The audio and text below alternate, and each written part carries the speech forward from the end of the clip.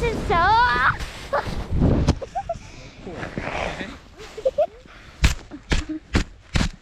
You alright? Hold up. Plan. I stuck to the plan and somehow it worked. I'm still shocked, but it worked. So there are some lessons to be learned. So why don't we sit down in the warm and talk about some of those lessons we learned here. We're doing some X Games stuff here. We're going down this hill. Let's see if I can beat how far I went the last time. Ugh. Hold on. Ugh. All right, here we go.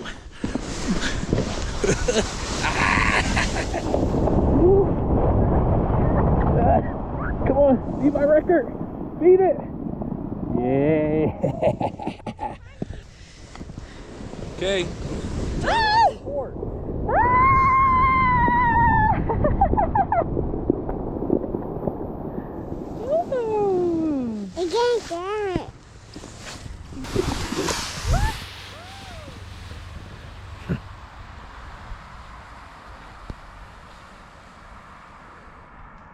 Ready? Yeah.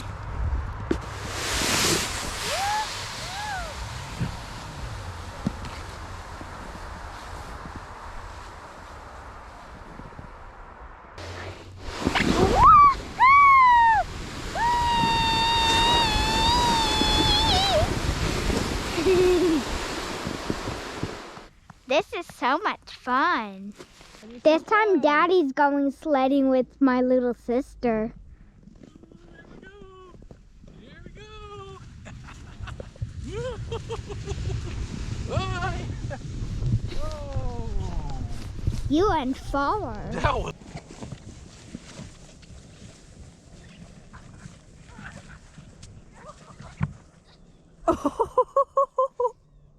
I had it, man. I thought I was going to be able to make it up the hill.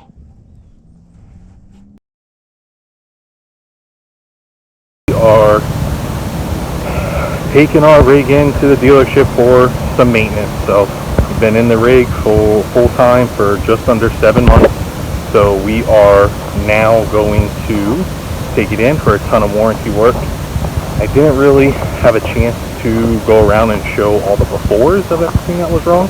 So once we get it back from the dealership, they're going to have it for about 3 or 4 days. Once we get it back, I'm going to go through everything that they were supposed to fix, hopefully that they fixed. And we'll talk about just everything that kind of went wrong and broke during our first 6-7 months of living in this rig full time. So there's nothing too serious, but there are some things. It's a pretty long checklist, so we'll talk about those again when I'm inside in the heat. Alright, we are dropping the rig off. We're at the dealership. I'm just taking some last minute things out. This is what happens when you live in your RV. You have to take it in for service. We got the truck all packed up with all kinds of stuff to stay at a townhouse for 4 or 5 nights. So we're gonna get this beautiful rig here all fixed up, get rid of all kinds of warranty work, and then we'll be picking her back up. Maintenance work on the rig is done. We picked it up, you can see it back there. Going to sign off paperwork. Everything's supposed to be fixed, so we'll sit down at our newly leveled table and we'll talk about everything that brought this thing in for. It's quite a bit. We are back in the RV. We've only been in it for like 20 minutes and just going right back to doing what we do. The girls are watching some TV. I am trying to catch up on work, and this is everything we took to our townhouse that we had to bring back. So Amanda has to work on that while I try to catch up on work here. One thing is for sure, I miss this RV. I really did miss it. And we're back in it. We're gonna be having some more fun. But right now, this is the only thing that's fun.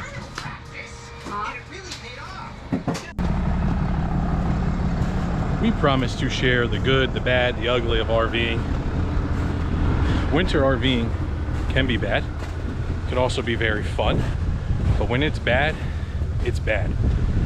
So we just picked the rig up from maintenance and came to 1,000 Trails. And unfortunately, it had snowed. And these sites are not plowed. So we are just digging out some space here for the jacks to go down. That one's just gonna flatten that snow. I'm okay with that. This one here, I don't know what more I can do. I don't like the snow being there because eventually that snow is going to melt, which means that it is eventually going to move and go down. So I'm gonna try to get that snow out of there, but I don't know if I'm going to be able to. We have been trying to set up in the snow for about 2 hours, I think, at this point, and we're still not totally level, but I'm as level as I can get. So we're gonna stay here. Maybe when some of this snow melts, we will change spots.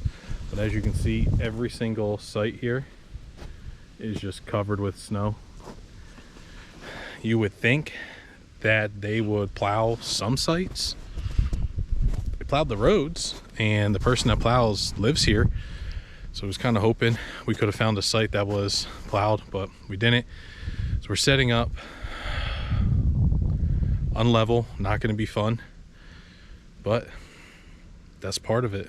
That's part of the detour around the United States. Setting up the RV in the snow.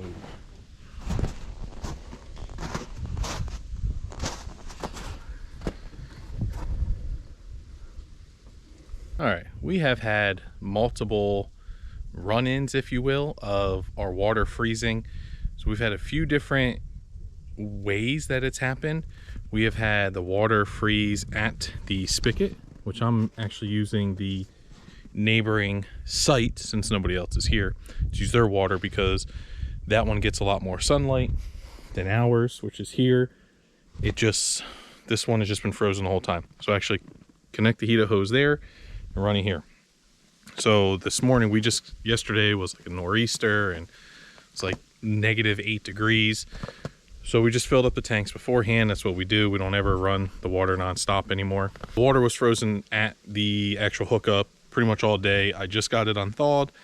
So I turned on the water and nothing was coming into the tanks. So I looked and I figured, okay, well, I have a heated hose, so that water's fine. What happened was where the heated hose connects to the small hose that goes to our water softener, which then runs to the water filter, that froze. Okay, so it comes up through here, and I have some reflectix here, and it connects right there to this one here. But this was frozen, so that one was frozen, so that's why no water was coming through. So we just grabbed one of our space heaters, and we just have it sitting right here, like so. And then the heat is just blowing directly onto that, and looks like it's probably ready to go now. So we're going to reconnect this to there, turn on the water, and see what happens. All right, so we have it connected to power fill, which is white down, green over, red up and down, and blue down. So let's go over to the spigot.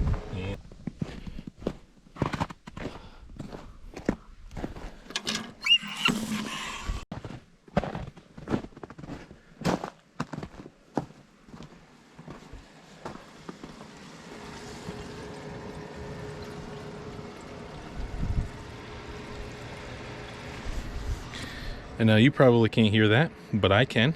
And I can hear water now running through the water softener into the filter. And should hear it going into the fresh tank soon. So I know it's successfully filling up because one, I can hear it outside, but two, we were at 1/3, we're now up to 2/3. So we're just gonna watch this until it gets the full, and then we'll quickly go outside and shut it off because you definitely do not want to overfill your freshwater tank. So I said we were going to go inside and get somewhere warm. Except it took me about 2 months to make this video, and now we're really somewhere warm. Now we're in Florida, where it's like 85 degrees warm. This isn't initially what I meant when I said wait till I get somewhere warm. But let's talk about this whole frozen stinky slinky problem that we had. So when we got to this campsite, the sewer hookups were all the way in the front, even though we were told there was one in the back and one in the front. Wasn't one in the back. So I had to run all 40 feet of sewer line from the back hookup to the sewer connection. So we put it out, and I wasn't dumping the black tanks. We were only going to be there for a few days, and I didn't want to dump the black tanks at all until the very last day because I didn't want to take a chance of them freezing. We had been stationary for over a month, and stinky slinkies never really froze, and if they did, I just didn't dump anything for a day or two until it thawed out. Well, it just so happened that during this situation, we dropped into like -5 degrees for 2 days in a row. I don't think it went above, like, definitely didn't get into the teens for at least 48 hours. So they were frozen solid, and it was just some gray water that was just left over in there. But as you can see in these pictures that are popped up right now, the hoses were completely just frozen solid, and it was not fun. So I was trying to just disconnect the hose from the valve, and I couldn't even do that. So I was pouring hot water over it, I put Reflectix over it, and I was eventually able to disconnect the hose. And from there, I just started pouring boiling water down the hose. And it probably took me, I don't even know, maybe like 2 gallons of just burning hot water to just get one of the hoses disconnected from them. So I had 4 hoses set up, and I was able to disconnect the first one. The next one, I was able to get disconnected, but it was still completely frozen solid on the inside, and I didn't know what to do. We were leaving in a day, so I had to get this thawed out because I had to dump more tanks because we were getting ready to take the RV into the dealership for some warranty work, and I didn't want to travel in the